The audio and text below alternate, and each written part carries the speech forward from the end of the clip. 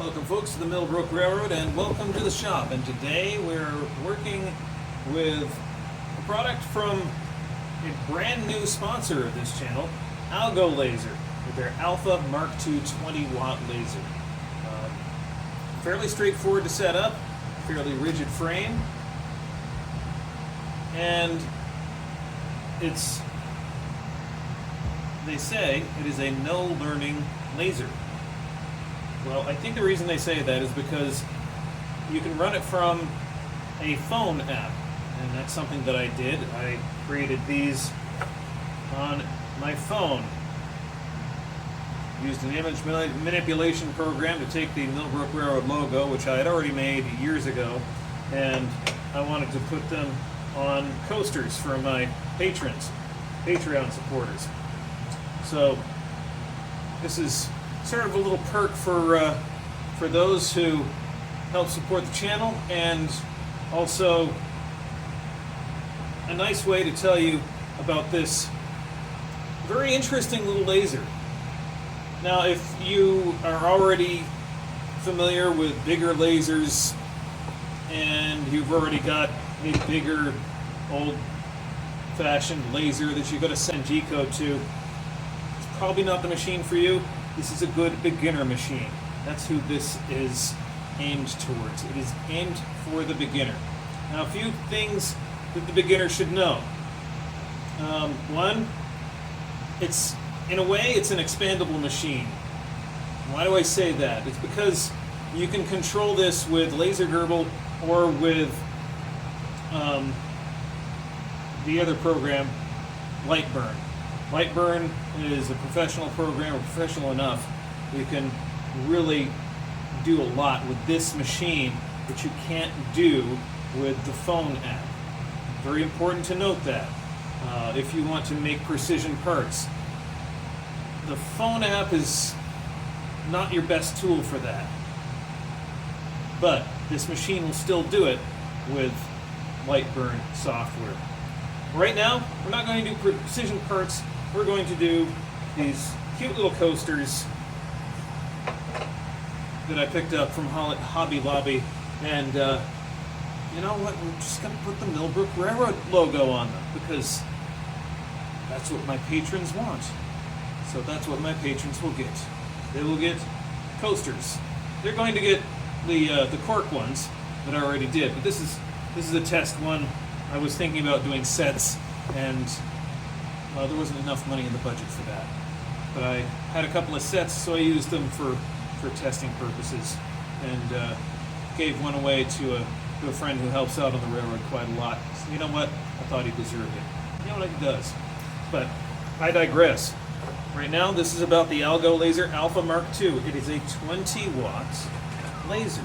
It's not a CO2 laser. I think this is a LED laser, if I remember correctly. One thing that the folks at AlgoLaser wanted me to let you know, the setup is actually pretty straightforward. Follow the directions, and you'll probably do better than what I did. I didn't bother looking at the directions much. I just kind of assembled it, and it went together pretty well. I had to make some adjustments because I didn't read the instructions, and I had to adjust the belts. So there's belt tensioning adjustments to make as you're setting it up. But you know, if I had read the instructions, I would have known that, right? But I wanted to see how easy it was, how intuitive it was without the instructions.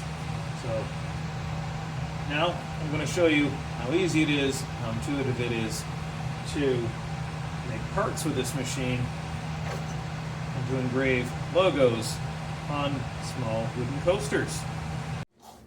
Alright, I know what you're thinking. How can a phone app possibly be useful for a laser cutter or laser engraver? This is an engraver, by the way. Well, let's go into that. So right here, I have the AlgoLaser program, which I downloaded from the Play Store. This is an Android phone. I go into carving, because I want to carve something. I go into album, and all right, we'll take this. This is the Millbrook Railroad logo. And all you've got to do, use this app, you click on filter. I'm going to do print, and there we go. I've got it so it's a print. Check. Next. Size it to your stock. So I can size that down or up based on the size of my stock. So make it bigger, make it smaller. I can move it around. I can also make it bigger and smaller using this slider here. I can go in and configure. I can tell it to do a vector image, scan, dot matrix. We'll do a vector image. And now I've already sent this to the laser many times. So, well, what you would normally do, you'd hit start. Right now the machine's disconnected because it's turned off, but the machine would be connected. You'd hit start and you start cutting. But once you have loaded something into the machine, here's the wonderful part of it. Once you've already cut something on this machine, it remembers it. It has internal storage, and there we go. And I can go back, I can load my stock.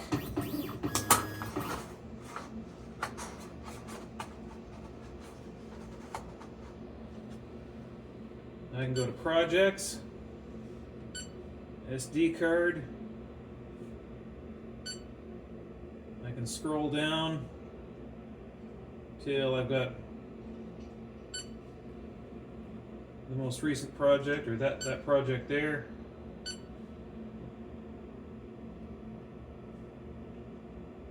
Now I can check the size.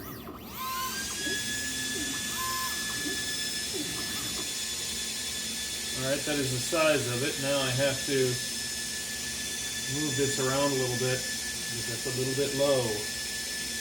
So I can move this, I can move the workpiece around inside here. And that's why you scan first.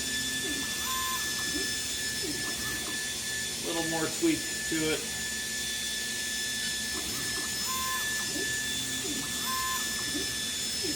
Ideally you do this when you're setting it up anyway though. So now if you want to cut, you just hit processing. And you can hit start. I would not hit start without these though. These come with the laser. Do not use a laser without protective eyewear.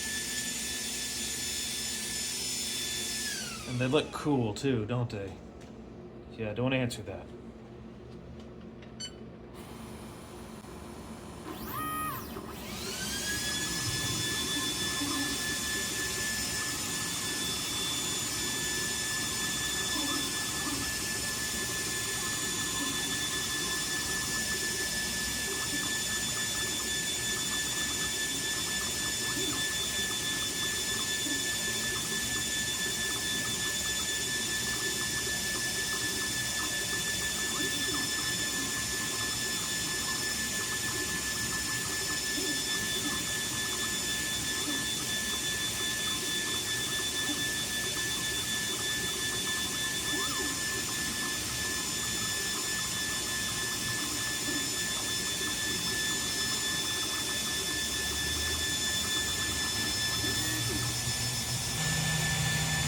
That is exactly what I was looking for right there. Now if I wanted to do it deeper, I could always run a second pass before I move it off the machine.